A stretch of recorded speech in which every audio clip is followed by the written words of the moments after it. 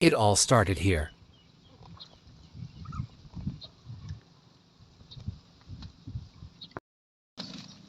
Magandang umaga sa mga kapis and town.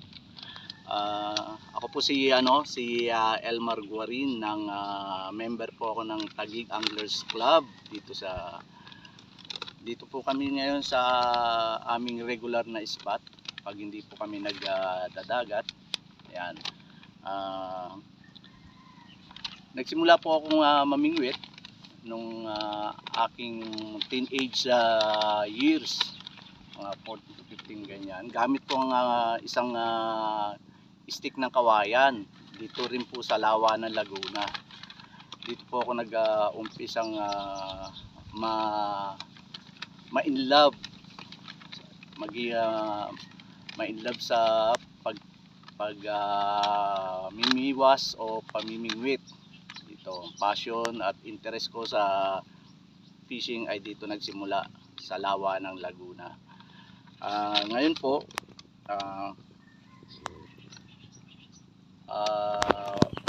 weekend ngayon, so nagpi-fishing po ang mga kasama namin.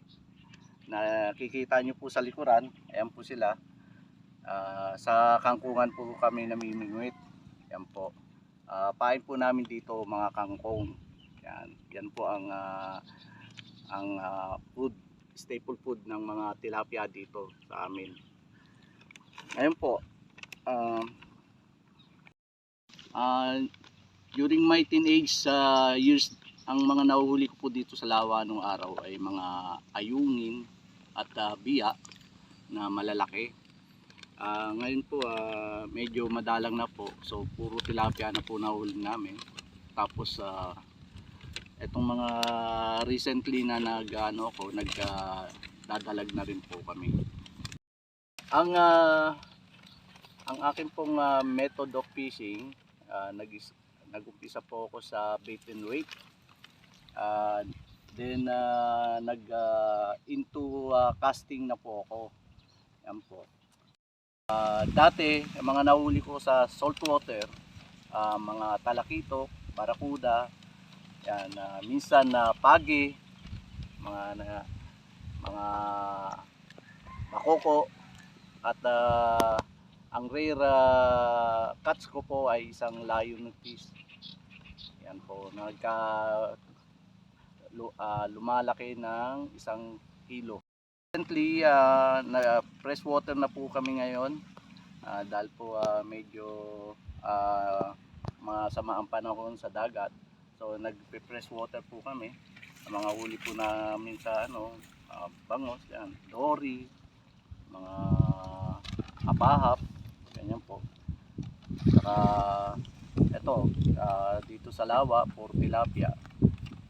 Pag may time po kami, dumadayo po kami sa mga iba-ibang lugar ng Valenzuela at Bulacan, mga fish pen. Doon po kami nag-fishing. Dumadayo po kami sa mga iba't ibang spot para po alternative pag hindi po season ng tilapia dito sa aming lugar. Bukod sa pagtitilapia, nag-snakehead fishing din ako dito sa lugar namin laganap ang mga dalag. So mga native na dalag, so yung mga ibang klase ng dalag hindi po natin na-experience. So dito muna po kami nagdadalag sa lugar namin. Na in love po ako sa fishing dahil po sa nakukuha ko pong peace of mind, at the same time nakakapag-relax po ako sa maghapong stress sa anumang trabahong ginagawa natin. Yun po ang nakakapagpalis sa akin ng stress, ang pagpipishing.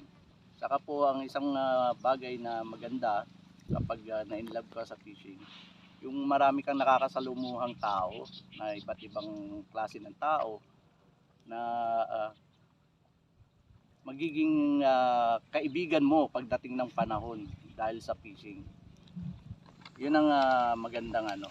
Ang payo ko sa mga gustong maging hobby ang fishing, enjoy nyo lang ang ano, at kailangan dito ang haba ng pasensya. Sabi nga, kung wala kang pasensya, hindi ka pwede sa angling community. Yun ang importante, ang pasensya. Kasi may huli at wala, okay lang. Nag-enjoy ka naman at nakipag salimuha ka sa mga iba't ibang klase ng tao. Yun lang may papayo ko. Ang pagiging pasensyoso pag ikaw ay nag-fishing.